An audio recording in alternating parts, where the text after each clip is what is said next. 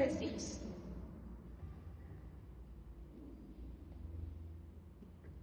Eu quero testemunhar uma situação que aconteceu comigo esses dias.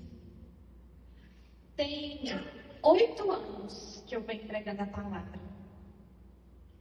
8 anos. Para alguns é pouco, para outros é muito.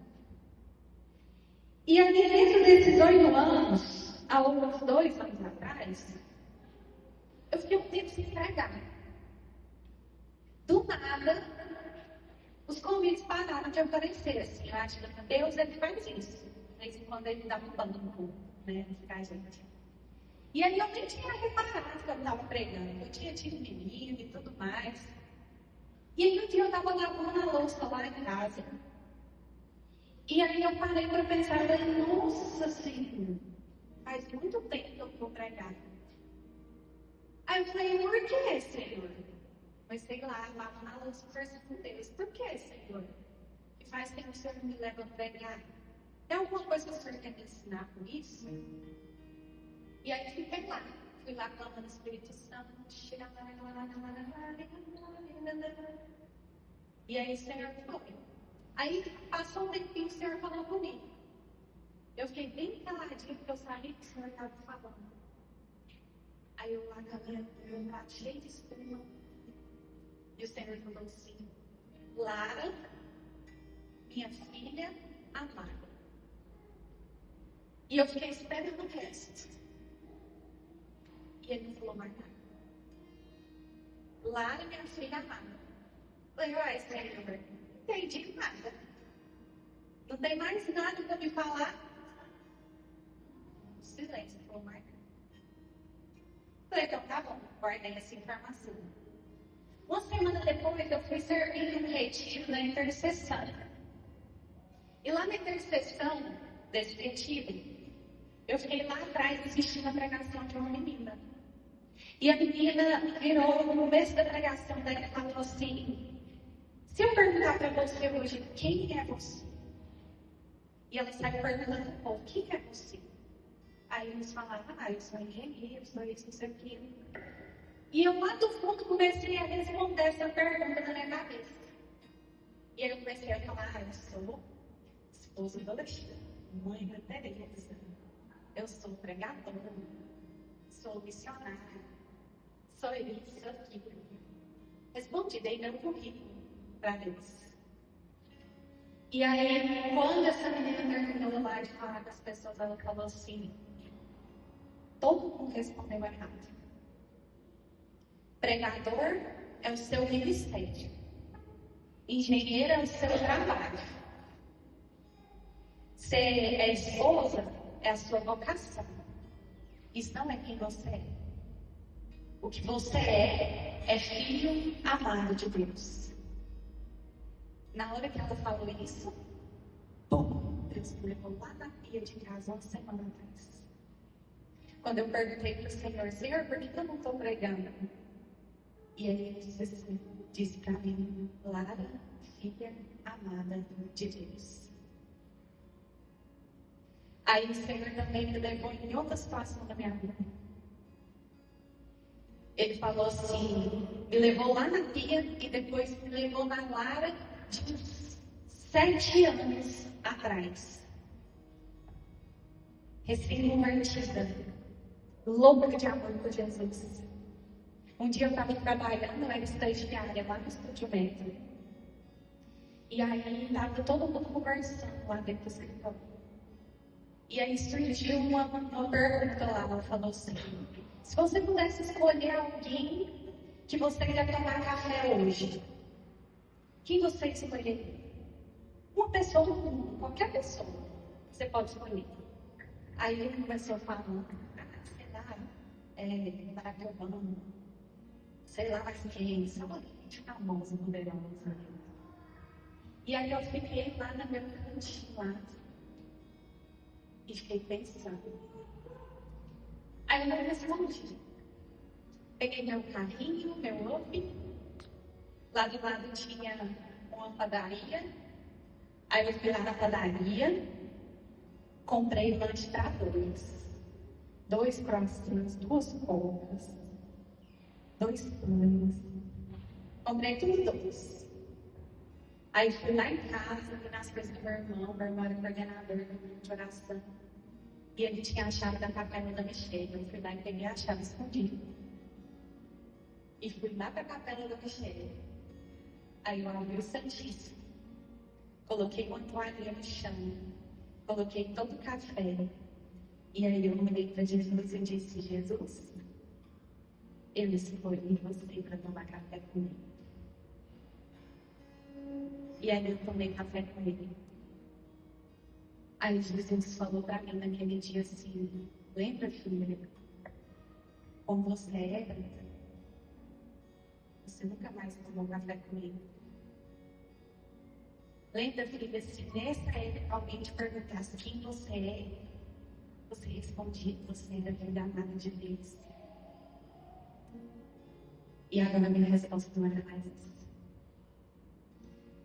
E aí o Senhor falou assim: servos, minha filha, eu tenho muitos. Eu quero minha filha de volta.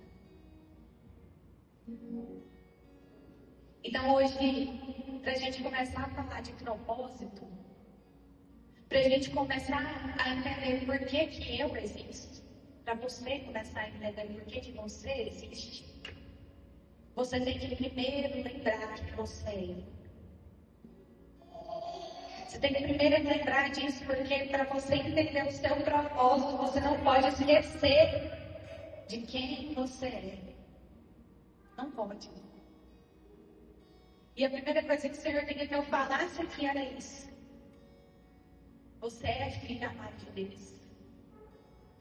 E para você entender tudo da sua vida, você tem que ter sempre isso em mente. O seu ministério não pode estar na frente disso. A sua vocação não pode estar na frente disso. O seu trabalho não pode estar na frente disso. Nada pode te fazer esquecer de quem você é. Filha amada de Deus. E aí, a gente na vida, quando a gente fala de propósito, nós temos vários pequenos propósitos. Tem. Então, não é um propósito. Parece que o povo faz um propósito, fazer 40 dias de oração. Não é? Então, é um propósito. Ao longo da nossa vida, a gente se propõe a várias coisas. Nós temos vários propósitos. O propósito de passar no vestibular, no curso que você quer. O propósito de, sei lá, fazer 40 dias de desafio na academia. O propósito de juntar dinheiro para viajar.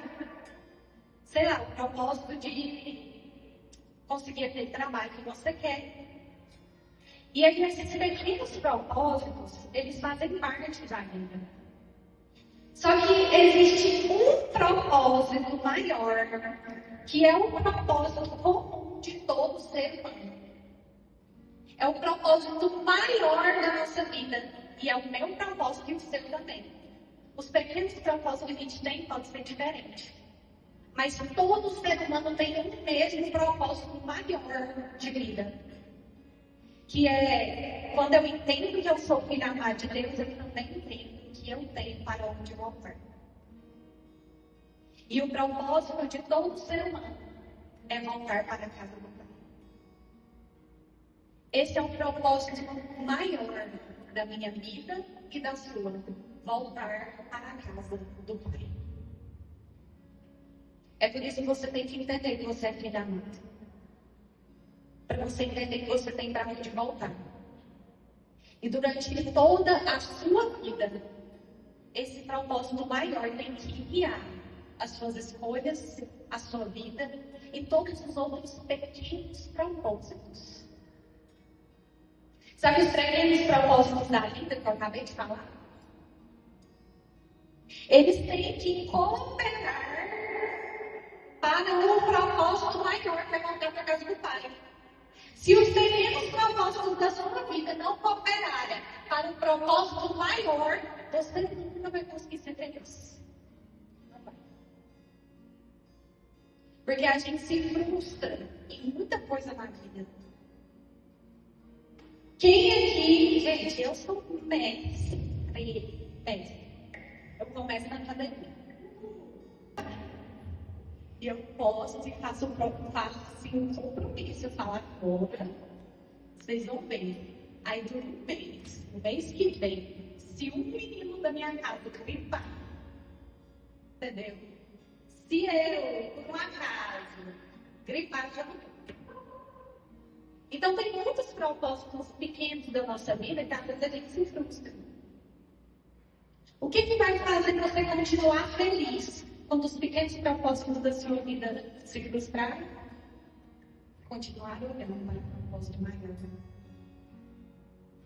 Se os seus olhos não saem do propósito maior, que é voltar para a casa do Pai, o seu trabalho pode empurrá-lo, a sua academia pode empurrá-lo, a sua, sei lá, seus 40 dias com São Miguel pode empurrá-lo, mas o propósito maior é te guia. Enquanto você estiver de pé, olhando para o propósito de voltar para a casa do Pai, nada te derruba. Nada te derruba. Porque essa promessa ninguém rouba. Nem você mesmo. Nem você mesmo é capaz de tirar de você essa promessa.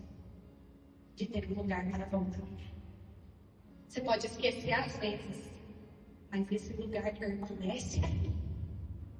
Para quando você decidir olhar de volta, está ali. Um lugar para onde voltar. Então aí, eu quero dizer para vocês que eu tenho alguns exemplos